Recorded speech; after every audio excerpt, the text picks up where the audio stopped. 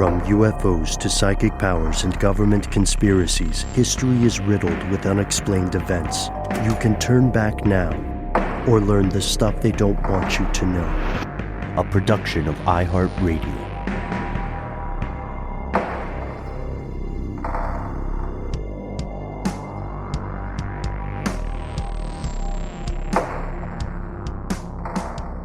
Hello, welcome back to the show. My name is Matt. My name is Noel. They call me Ben. We're joined, as always, with our super producer, Dylan, the Tennessee pal, Fagan. Most importantly, you are you. You are here. That makes this the stuff they don't want you to know. Longtime listeners, new listeners, friends and neighbors alike, welcome to September 25th, 2025. We can't wait to hear from you. This is our weekly listener mail program, which means it's time. Guys, the fans demand it. We need an update on the rutabagas. Dylan, if you could. Yes. Where they at? Health Minute with Donnie Lab Boy is filmed in front of a live studio audience. Hey everybody, it's me, Donnie, your favorite TV host. You might also remember my hit song, Honk Honk, I'm Groovin' Here. Today on Health Minute, we're speaking with Dr. Gregory Funston, who wants to tell us about a nutritious, delicious vegetable called the rutabaga. Now, I've never heard of these. Are they new? Well, Donnie, they've actually been around for a long time. Must be pretty under the radar if I've never heard of them. Well, I think you'd really like them. Good in a soup or just mashed up like potatoes. Interesting. And it says here they're a root vegetable. Yes, like a turnip or a radish. Well, now you're just making up words. Come on, Craig. Oh, and that's our time. Join us tomorrow when Farmer Tammy is going to show us how to find a rutabaga. Supposedly, you just dig them up.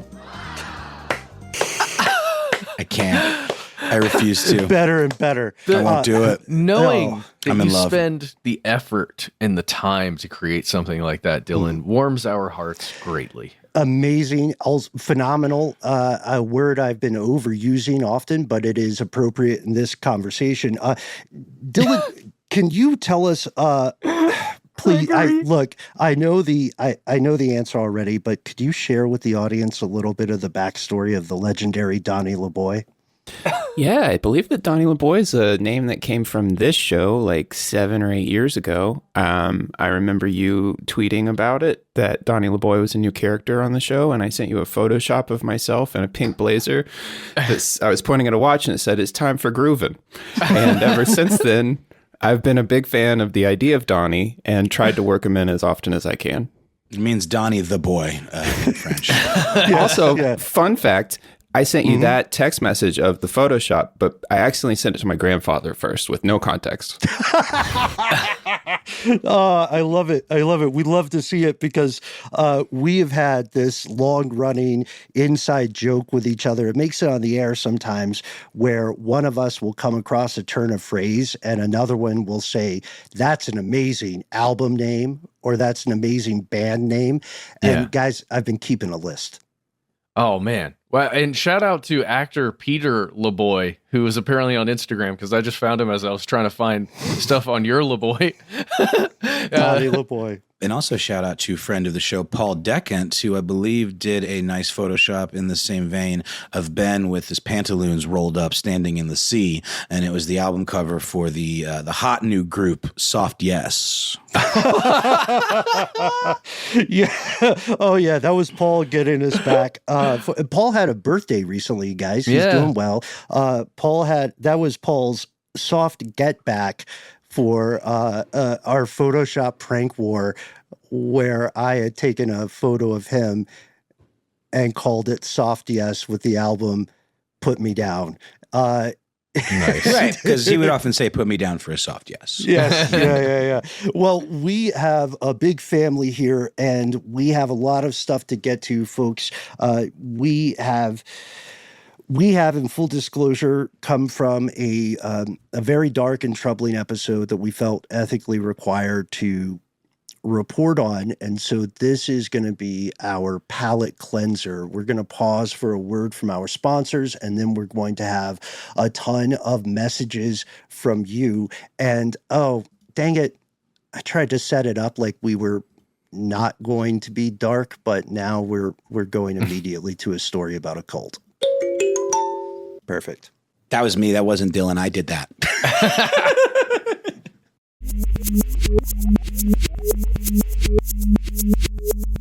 And we're back, Ben. I didn't even know what you were talking about for a second, but boy, are you right.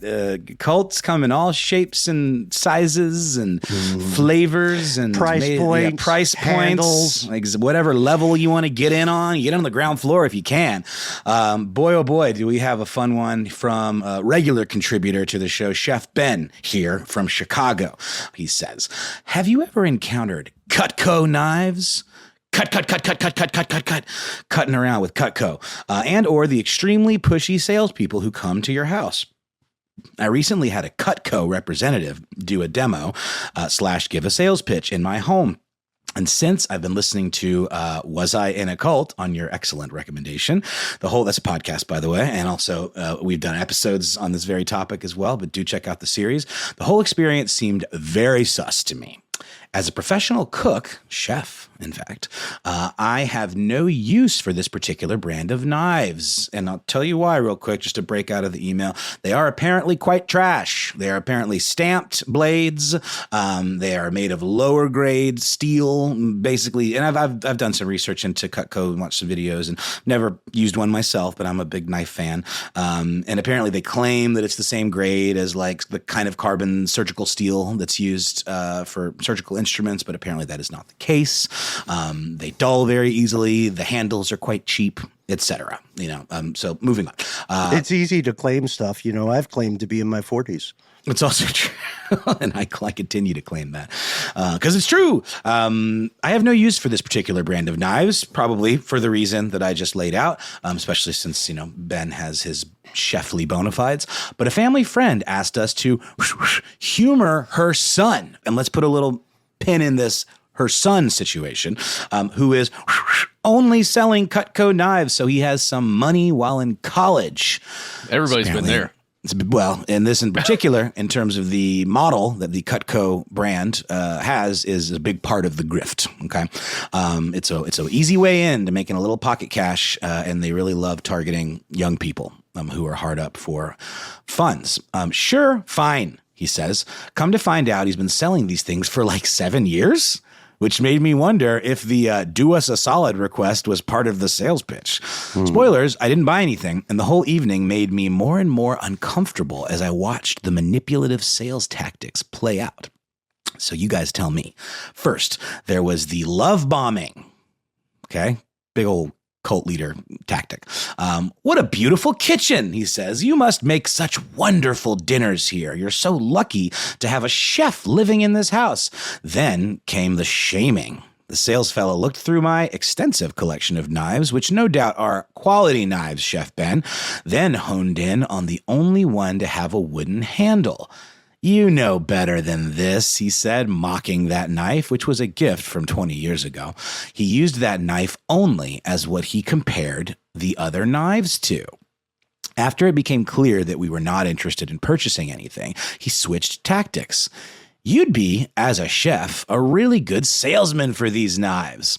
Fellas, I think he wanted to recruit me into his MLM pyramid scheme cult. He offered to cut me in, as it were, to his territory, share customer contacts, what do you call those guys? Prospects, with me, show me the secret spots where someone could reel in lots of sales in the same subdivision / apartment complex / retirement home. That's my question. Am I paranoid now after hours of listening to people describing their culty experiences, double culty? Or did a family friend just make a spirited attempt to induct me into their MLM? Porque no los dos. 100%. Thanks. I don't feel any better for having written this all out at all. And then he just very helpfully links us to Cutco.com. Apparently, the Cutco Corporation, which is I believe the direct sales division of Vector Marketing, also Kabar Knives Incorporated, and Schilling Forge. The Vector Marketing, I think, is the interesting part. They have quite the history. They've been around since 1949. It was founded by Alcoa and Case Cutlery as Alcas Corporation, making stainless steel knives for Alcoa's Wherever Cookware division. Then, of course, through various acquisitions, etc. 1985 is when Alcas acquired Vector Marketing, which was was the primary seller of Cutco cutlery products, and that expanded their sales effort. And Cutco, as of 2009, changed its name, or the Alcast Corporation changed its name to Cutco Corporation. This is a kind of seemingly outdated model of door-to-door salesmanship, which just seems so odd in this day and age, not to mention like with, post-COVID stuff. It's just, I can't help but look askance at anyone that just cold knocks on my door. I don't care for it. I find it a little bit, more than a little bit pushy. I just find it to be an invasion of privacy. I don't care for it. And I imagine that, people in this day and age who look at a telephone call as being an invasion of privacy probably don't much care for it either. But then I guess you do have the older set of folks that maybe miss this style. They remember it from yesteryear, and maybe it does hit different for them. A lot of people are lonely as well. Also so true. Vulnerability to exploit. I think we missed the halcyon era of door-to-door sales. Chef Ben, I really wish someone had become a door-to-door door salesman. Wouldn't that be fun? It's a joke I will never walk away from. It's kind of like buying luggage at the airport, Very much so. We also, as we're diving into this one, Chef, thank you so much for checking out Was I in a Cult? I EP'd that along with our pal and brother Paul Decant. So it's a very human show. Anybody who wants to learn more about cultic activity and tactics, please do check out that show. And I guess that's an interesting kind of segue, Ben Bolin and Chef Ben.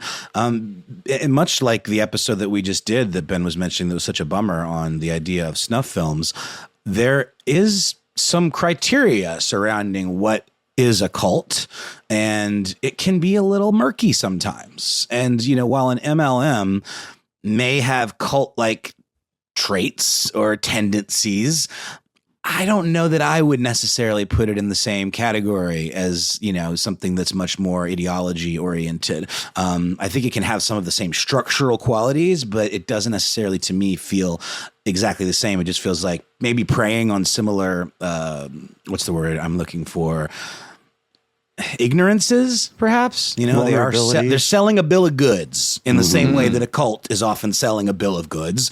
And there is that recruitment tactic as well, which of course is a big part of a cult as well. So it's an interesting thing to think about.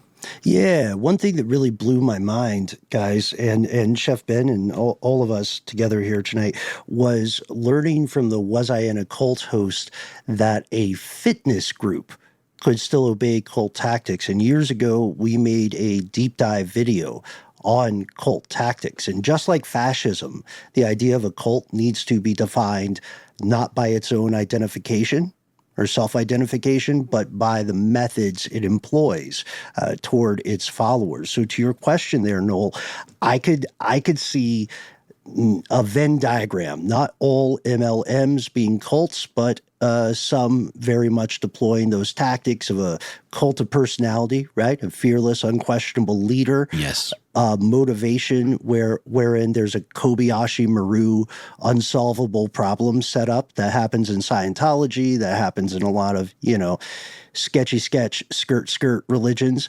So some MLMs can do the same thing. We need an update from the chef on his best knife. I love when people talk about their best knives. Oh yeah. That sounded weird out of context, but we'll keep it. He's got several awesome ones. I'm a huge knife fan as well. My problem is that all of my really good knives are completely dull now, and I need to go to a professional sharpener, and I did just get hipped to one here in Atlanta, so I'm looking forward to that. But I love a good knife. That's Daryl? Sure. That stuff's way more expensive than you think. I know like shears for hairdressers and anybody who works in that industry spent a crap ton of money making those shears super sharp. I found two things, guys. The first one, on the Cutco website, cutco.com, it appears that if you've received a catalog, on the back of your catalog, you will find a customer number. If you plug that customer number into your, what does this say? There's a little thing you can click on the website that says unlock special offers. If you click on that and then you enter your customer number, you can unlock the ownership rewards. It says here, ownership has its rewards. Join other Cutco owners by verifying with the form below. All you got to do is put in all your personal information, and then you can unlock owner specials. I'm so curious, guys. Oh gosh, I wonder if that went into their 2008 lawsuit as well, because Cutco is claiming they have 16 million U.S. customers. But to your question, Chef, we're not being jerks. Maybe don't buy the knives. We can't answer the cult question, but they have been accused of being a pyramid scheme, and they have been accused of underpaying sales reps. You can read. There's a great subreddit about this too in the anti-MLM subreddit. And there's a great column from the LA Times from about 5 years ago by David Lazarus. Beware of this important opportunity for job-seeking students. I'm just going to read a little bit from it. The letter recently sent to young people throughout Southern California arrives in a plain white envelope with no return address, time-sensitive information enclosed, it says. The single sheet of paper within claims to represent an important opportunity for students in your area with immediate openings for summer work. The starting pay is excellent, and the best part is you don't need any experience. We'll train you and teach you everything you need to succeed. Sounds great, except for just a few teensy-weensy things, such as what is this company and what does it do? The only clue is the firm referring to itself as Vector, an international company established in 1981. It says it has openings in Santa Monica, Los Angeles, Pacific Palisades, Venice, Marina del Rey, Beverly Hills, and surrounding areas. Is it a scam? No, it's a real business. Is this a dubious way to recruit people? Yes, absolutely. Here's what you need to know if you or your kid got one of these things. And then they go into the whole spiel about what Vector is, about the subsidiary Cutco, etc.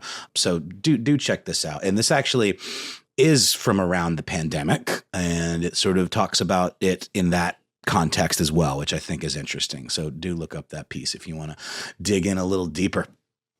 I got one last thing, guys. Do you remember a little thing called the Society of Inquiry, better known as the Oneida community? Mm-hmm. I love it. I love this story. The cutlery folks who started as a shaker outfit. Yeah. I gotta, we did a whole episode on this. I think it's companies started by cults. Part 1 maybe is when we talked about them. It was a while ago. Yeah. But there is a cracked article you can find right now if you want to do some reading. It's titled "Grandma's Fancy Silverware Was Made by a Poly-Commie Sex Cult." Hey, love it.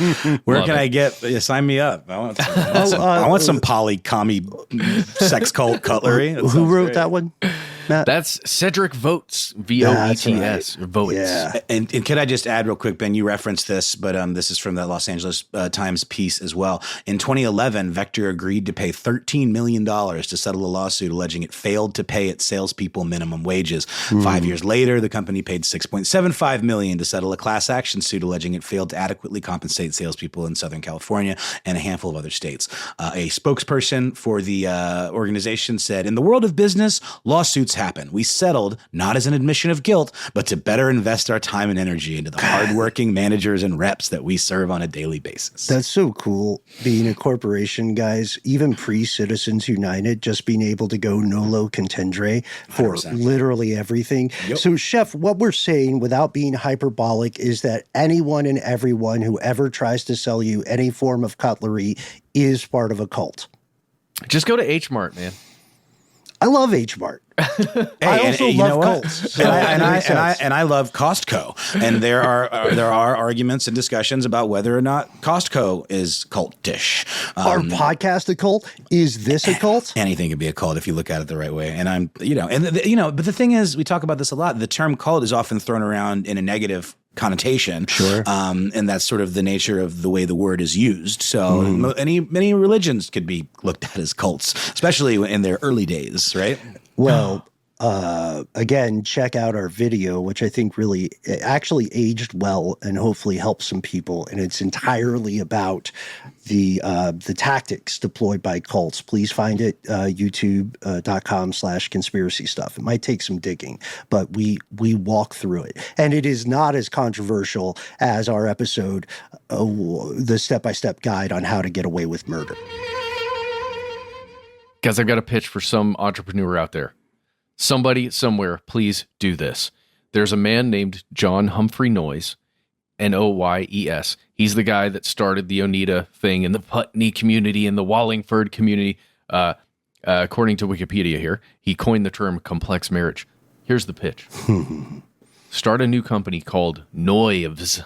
Noyves. Noise. Noise. Noise. Okay. And just Yeah. do the MLM thing all the way. Sure. I love it. I think a pun goes a long way. We're actually going to close listener mail with a pun that Dylan beat me here. We missed it. And it's a brilliant pun. I don't want to oversell it, but make sure you listen to the end of this show. Well, Ben, I mean, we say no pun left behind. So if we miss one, we've got to make it right. We got to make it right, man. Yep. Well, thanks, Chef Ben, for this thought-provoking topic. And we're going to take a quick break, hear a word from our sponsor, and then come back with more messages from you.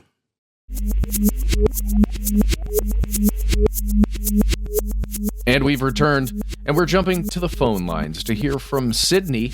Sydney is going to recommend to us something that I was unaware of, guys, but Sydney's helping us out by making us aware. And then we're going to learn more. Here we go. Hey guys, this is Sydney from Iowa, and I wanted to ask if you guys were familiar with the body rituals of the Nasarama. Okay, we're going to pause right here. Body rituals of the Nasarama. Now, before searching it, guys, I had to look up a ton of stuff to know what this is. We'll learn about it together, but did you know what that was before? Oh, and that's a no from me, dog. I don't know that one. Body ritual among the Nasarama. So yeah, without knowing about body ritual stuff, Sydney, from anthropology classes, I am familiar with Nasarama. Yeah, and I guess my mind immediately goes to some sort of indigenous tribal ritual of some kind. I'm not familiar, and I'm just using context clues, so forgive me if I'm way off base. All right, well, hey, these are good things to know, and I'm glad we've got some understanding thus far. But for anyone who doesn't know what this is and hasn't Googled it yet, I'm going to read a brief piece of this article. It was written by Horace Minor in 1956. Horace is a part of the University of Michigan. And he wrote, Body Ritual Among the Nasarama. This is going to take a second, guys, but we got to read this just to have an understanding of this. This is just a mild look at how perspective, that we talk about on the show a lot, can change things, right? Looking out, looking in, from what direction, from what standpoint do you look at something, and how does that change how you understand it? Here it goes. Quote, Professor Linton first brought the ritual of the Nasarama to the attention of anthropologists 20 years ago. But the culture of this people is still very poorly understood. They're a North American group living in the territory between the Canadian Cree, the Yaqui, and the Tarahumare of Mexico, and the Carib and Arawak of the Antilles. Little is known of their origin, although tradition states that they came from the east. According to Nasarama mythology, their nation was originated by a culture hero, Natagenesaw, who is otherwise known for two great feats of strength. The throwing of a piece of wampum across the river Potomac, and the chopping down of a cherry tree in which the spirit of truth resided. Okay. You can kind of get a sense of where we're going here. I found a fun one about scraping the face with a sharp implement. Yes. Oh, yes. Okay, so the article is titled Body Ritual of the Nasarama, and what this is, in fact, is, Ben, how would you describe it? And from what you learned in because you actually learned this in class? Yes, Matt, that is correct for any fan of nerdy anthropology stuff. And again, Sydney, I can't shout you out enough, but shout out to you again. This is about how one others or perceives or analyzes a culture. The key is, Matt, if it's okay if I say it on air, can we do the spoiler? Do you want to tell people what Nasarama is? Well, let's continue with the message here from Sydney, and we'll have the illumination, and it will be global. Mildly limited, just a bit. Here we go. Back to you, Sydney. In a perfect world, I would let you look it up, and then you'd call me, and then you'd be like, oh my God, I didn't realize that was America spelled backwards. What? We'll skip all of that. It's supposed to be a distorted view of America in the sense of like othering and anthropology. We use it with the ag comm students to try to get them to think about things from a different perspective. A lot of people use it a lot of different ways. I don't know. I thought that was something to look into. You guys talk about all sorts of stuff. So talk to you guys later. Aha. Okay. So Sydney could have thrown us for a loop there. Thank you you kind of gave it away in the message. Honestly, we had to pause the message, then play it again. Next time, if y'all have something really cool to show us that we probably don't know about, go ahead and see if you can stay away from spoiler territory and just let us find it, because then we can all discover it together on air. Do you think that's an okay suggestion, guys? I love doing that. Take us, I'm always saying it, right? Take us to the edge of the rabbit hole. But no ding, Sydney. That's still awesome. Thank you so much. The reason, Noel, you were asking about, what did you say? Something about scraping a sharp implement across the face as a way of appearing. I don't know. Basically, it's like sort of this anthropological way of approaching like stuff that we do that seems really normal, but when you put it in those terms, it seems kind of weird, right? Yeah. Yes, it seems strange. So if we jump a little bit further into the original writing here, again from 1956, we'll read a tiny bit more just so we can feel it, and then we'll examine a couple later things that were written in the same vein. So this is, again, body ritual among the Nasarema. Nasarema culture is characterized by a highly developed market economy, which has evolved in a rich natural habitat. While much of the people's time is devoted to economic pursuits, a large part of the fruits of these labors and a considerable portion of the day are spent in ritual activity. The focus of this activity is the human body, the appearance and health of which loom as a dominant concern in the ethos of the people. The fundamental belief underlying the whole system appears to be that the human body is ugly and its natural tendency is to debility and disease. Incarcerated in such a body, man's only hope is to avert these characteristics through the use of ritual ceremony. Every household has one or more shrines devoted to this purpose. And of course, there it's talking about bathrooms, places where a person can change and go through all of these body rituals to make us not so filled with debility and disease and decrepitude. Yes. Yeah.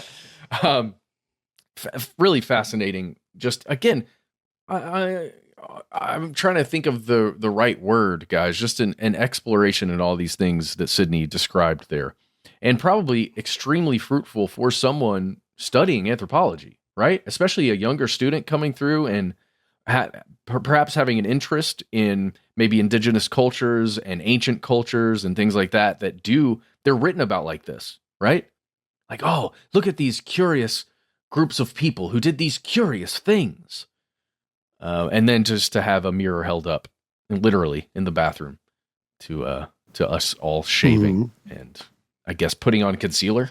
I like the bathroom reference there, Matt. It reminds me of previous conversations we've had that, Sydney, you might enjoy. I'm always baffled when I go into a large Western metropolitan area or a large metro area in general, because we talk about what future historians will think about the remnants of modern culture, right? Will the interstate bridges be confused with aqueducts? Will we all simply conclude that this society worshipped penises? Is that how we explain skyscrapers? Is that why everything looks phallic? We also accept so many things when you're bubbled in a society. We accept so many things as normal, and I'm not going to subject us all to my rant about neckties. I still don't get it. We did episodes about this. It's one of the best examples of weird, relatively non-functional things that people accept as normal. So absolutely, Ben. There is another piece based on the Nasarema that was written in 1972. This is titled The Mysterious Fall of the Nasarema. This one, I would say, is equally as important because it's that viewpoint that we've talked about before on the show, looking back at especially the United States culturally from all of these years in the future and seeing what remains. And it's that very thing you just said, Ben, talking about what the air was like and subjected to, and altering the appearance of the environment to fit the Nasarema's ideology was given such a high priority that the community completely controlled the amassing of resources, manpower, and intelligence for this purpose. Here's a quick quote. On a more limited territorial basis, the Nasarema spent great time and energy constructing narrow ribbons called streets across the landscape. Some streets were arranged in connected patterns and in regions with a great concentration of people. The patterns, when viewed from the air, increased in size and became more elaborate. Other ribbons did not follow any particular pattern, but aimlessly pushed from one population center to another. Like the Nazca lines, right? That's the vibe. It reminds me too of the Sydney. If you've listened before, you probably heard this. It reminds me of our conversations many years ago regarding how dumb and weird traffic lines are going to look to future historians. We always talk about that, right? Imagine explaining a motor vehicle interaction to either an extraterrestrial or someone from, I'd say even just 8,000 years in the future. And you say, what, there are these painted lines on the road, right? Anybody who gets hit with one of these things will die, especially at the speeds they're going. But we don't swerve. Like, oh, so the painted lines prevent you from hitting other people. You say, no, it's kind of an honor system. And they're like, oh, so it was perfect. These were a righteous, noble, empathetic civilization. And they go, no, they killed each other all the time. Because we want to go fast. Because we want to go fast and we want to be first in line. I love the way you said that, man. That's so great. I mean, that's it, right? Oh, that was good. Okay. We're weird. We're all kind of weird and awesome and incredible, right? But we get together and we just do weird stuff and we all think it's normal. I love it. I love it and it's strange. That's all I have to say. On that note, guys, I'm going to go to one of my ritual centers probably, and I'm not going to change my face or anything, but I'm going to do the other thing we do in bathrooms. Poop? Fantasize about Dave and Buster's? While peeing. I had a 50-50 chance of getting it. All right. We'll be right back with more messages from you.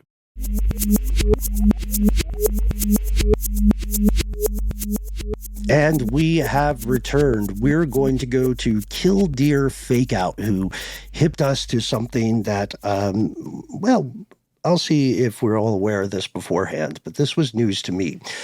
Killdeer, you say, hey guys, just recently heard a program on public radio about some crazy contamination in Coldwater Creek in St. Louis, Missouri. This piqued my interest because I spent the first 4 years of my life in that area, and I promptly checked with my parents to see whether we lived near that creek. Smart, Killdeer, we would have done the same thing.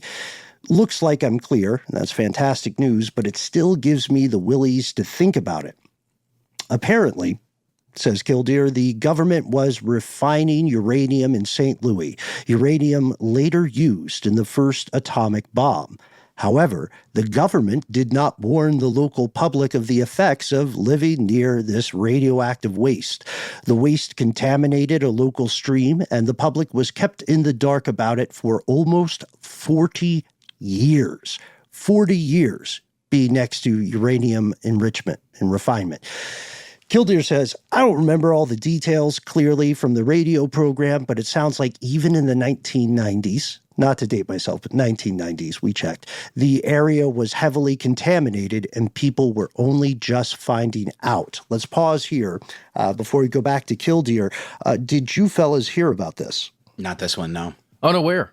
And it's a shame that we have to say That's, yeah, not 100%. I just found out, not to dox anybody, but that this company that I used to work at in my hometown, that the family that owned it also owned a garbage dump that poisoned the water in a whole neighborhood. And there's like a documentary about it. So I'm just saying, to your point, like this stuff is around.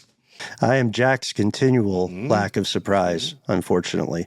And Noel, I'm sure I speak for all of us when I say that I hope there's some kind of redress or justice done. I haven't seen the documentary. It was brand new information to me. Gonna look into it. We'll report back. Yeah. Let us know what you find. I'd love to watch it as well.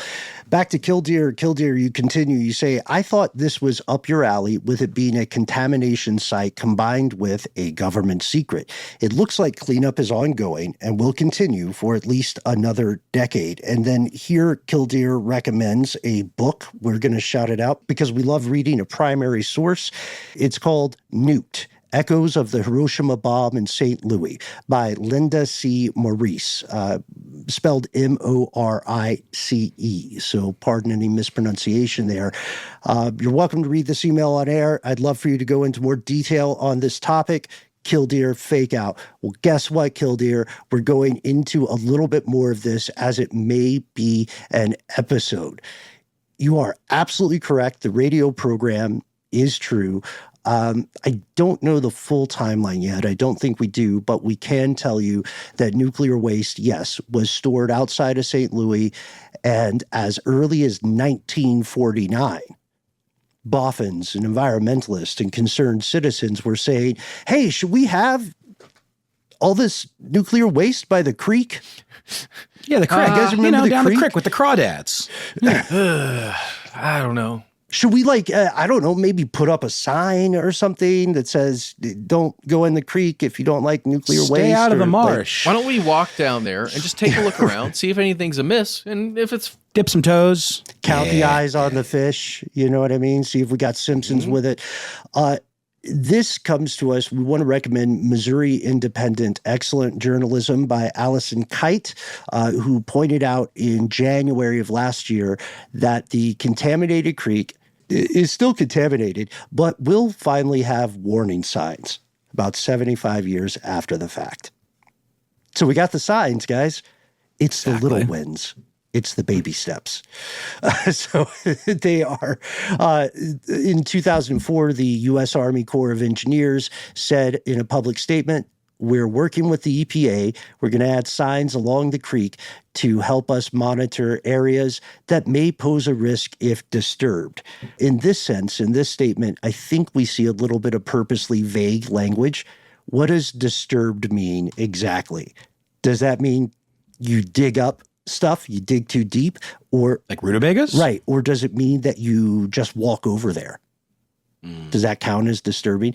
As disturbing the area? Well, I mean, like walking across someone's grave in certain ways of looking at things could be considered an act of disturbing the dead. And this creek, by the way, one thing we always do, folks, we pull up maps, we pull up sat nav and stuff like that to get a sense of the lay of the land.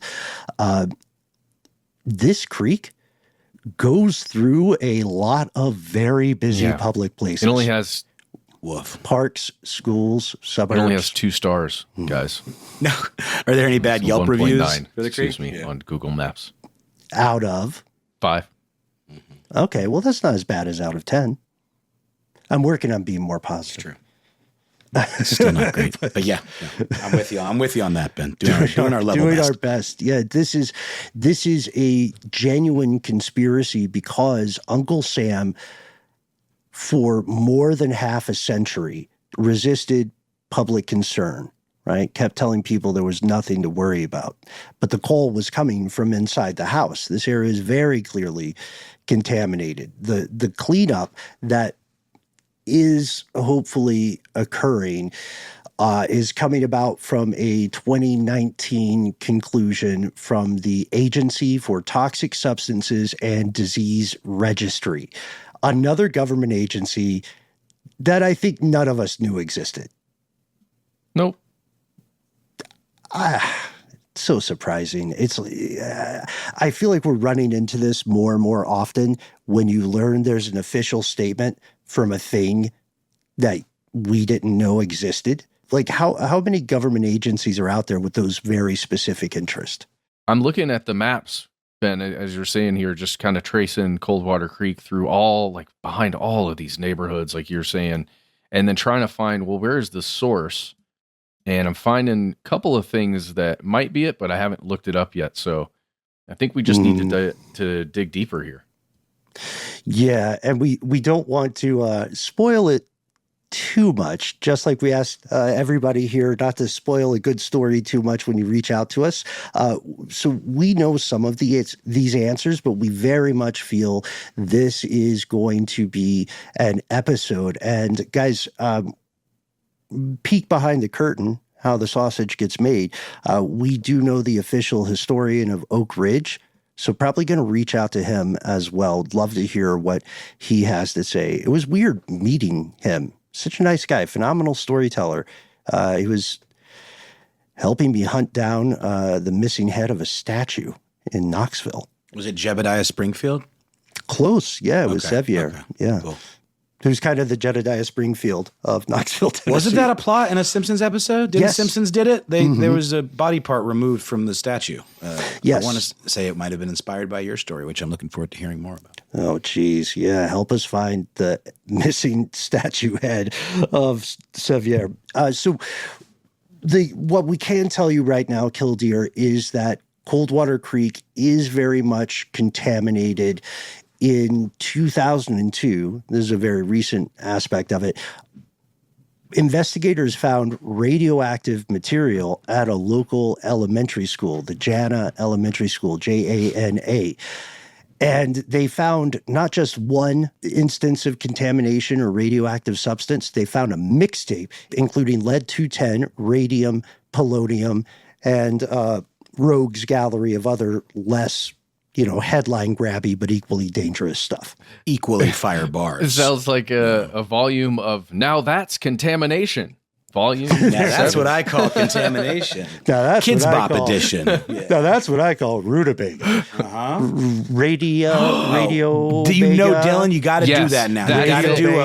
you That's got to it. do like a fake infomercial mixtape compilation version of Now Rutabagas. that's Yeah. Dylan, I'm sorry that I said you so many dumb rutabaga ideas, but it's just we're fans, and folks, we hope you're fans of Dylan's work as well, either as Donnie Lab Boy or as Dylan Fagan, because we're not going to stop doing this. Just to be clear, like we are a democracy, okay, but we're a limited democracy, and we really dig this bit. It is a can't stop, won't stop with the Rutabagas kind of situation. Mm-hmm. So anything you have to say other than tremendous praise over our rutabaga obsession will be roundly dismissed. We'll be weird about it. We'll be abrupt and weird and way less diplomatic than we usually are. We do want you to know that the Army Corps of Engineers has been cleaning up Coldwater Creek for these many years. We're talking about decades. Even before they put up the signs, they were trying to get in front of this. Yet, even as we record now, locals are saying that the authorities refuse to share detailed information with the public about what they are finding and how they are attempting to fix it. It reminds me of the Turkey Point salt plume, to be honest. Totally. What you got to hide?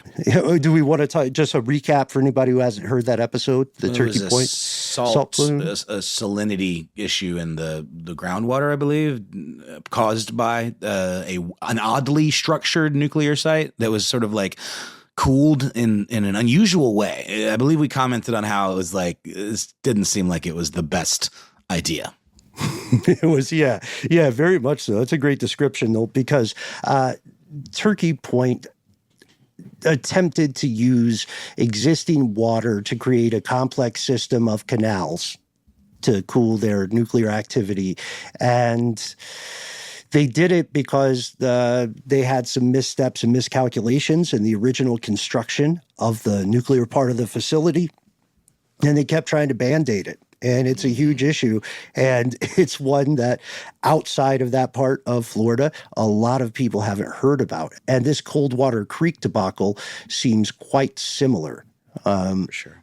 I don't know. It's weird because every time, friends and neighbors, we ask you for more stories of local contamination conspiracies, we get them. How much stuff is out there, you guys? We also recently got an email about a debacle here in our home state of Georgia, and I think we should go check that out in person. Did you guys see that one? I don't think I know the one you're referring to. We'll follow up with that. Pardon the cryptic tease. We've got more stuff to do. We received a great letter we'll get to in our next listener mail about the nature of optimism. But for now, we're going to end with a letter from home that we set up in the beginning. This is from the shepherd. Just going to read it in full and then get a reaction before we close out listener mail. Good evening, gents. Just a quick suggestion for an alternative name for your upcoming conspiracy cruise. Considering the nautical history of the places you will be visiting, we'll get to that, shout out Bermuda Triangle, the epicenter of pirate shenanigans, then surely you guys will be on a, wait for it, conspiracy cruise. Conspiracy. Dylan, thank you for the drum riff. How did we miss that one? You're welcome. No pun left behind. I don't think I get it. Because it's a conspiracy, but with the dash, it becomes conspiracy. Piracy. Yes. I was thinking, yes, I got it. No, that's good. How did we miss that one? Keep up the great work and looking forward to the Bermuda Triangle live from the Bermuda Triangle. Feel free to use this if you wish. The Shepherd, thank you so much for having our 6. We cannot believe we missed that one. It was right there. It's the stuff that's under your nose, right? Like the PI said, investigating a mustache. But so with that, we want to tell you that we are indeed going to the high seas. This was a great reference. Conspiracy. How do we miss that? Do we want to give the details about our adventures on the ocean? Oh, it's coming up quick, you guys. From October 10th until the 15th, we will be on the high seas, hanging out with Virgin Voyages, doing a true crime cruise. Mm-hmm. High seas as in the ocean. We're not just going to get back into high sea and ecto cooler, but maybe. Hopefully they've got some on board. That's a delicious refresher. But it's true. We're going to be doing a live podcast from the Red Room, which is the flagship theater space on the, what is it? The Valiant Lady? Mm-hmm. Yeah. And pretty excited to do that. It looks like an amazing space. And I think we're also going to be doing some meet and greets and some trivia and just hanging around. So, I think it's not too late. If you want to book your voyage, you can check out Virgin Cruise Line's website. Mm-hmm. And bring some ecto coolers. Folks, thank you so much for hanging out with us. We can't wait to see you here on air or in person on our continuing strange adventures. And we'd love to hear your thoughts. Big thanks to Killdeer Fake-out, The Shepherd. Big thanks to Sydney and, of course, Chef Ben. Join up, follow their example, take a page from their book and reach out to us. You may end up on listener mail. You can find us online. You can call us on the phone. You can send us email. Do it. All the things, all the ways. You can find us online. In fact, the handle Conspiracy Stuff, where we exist on Facebook with our Facebook group. Here's where it gets crazy. On X, FKA Twitter, and on YouTube, where we have lots of videos for you to check out and enjoy. On Instagram and TikTok, however, we're Conspiracy Stuff Show. We have a phone number. It is 1-833-STDWYTK. Go ahead and call it. We had so many great voicemails lately. Call it like Troglodyte and Joe and Porta Potty John. And don't forget Sydney and KD. We're going to talk to you soon. Call in. It's a 3-minute voicemail. Say whatever you want regarding one of our episodes, something we should cover in the future, some hot take you've got, maybe a cold take. How about those? Anything you want to say, give us a call. Give yourself a cool nickname and let us know within the message if we can use your name and message on the air. If you'd like to send us an email, you can do that. We are the entities that read each piece of correspondence we receive. Be well aware, yet unafraid. Sometimes the void writes back. More and more often these days, actually. We're having some great correspondence regarding all sorts of stuff that we cover in our episodes. Want to give a quick shout out to Time Jockey, who wrote just a really great question that we're going to cover in a future listener mail, or maybe when we hang out off air, if we're still doing that. In the meantime, be a part of the show. You're our favorite part. Well, Dylan, sorry, the audience is our favorite part. You're a very close second. Oh, yeah, I totally get it. The audience is my favorite part, too. So, we cannot wait to hear from you. Send us the links, send us the images, take us to the edge of the rabbit hole. We'll do the rest. We're out here until the lights go off. Conspiracy at iHeartRadio.com.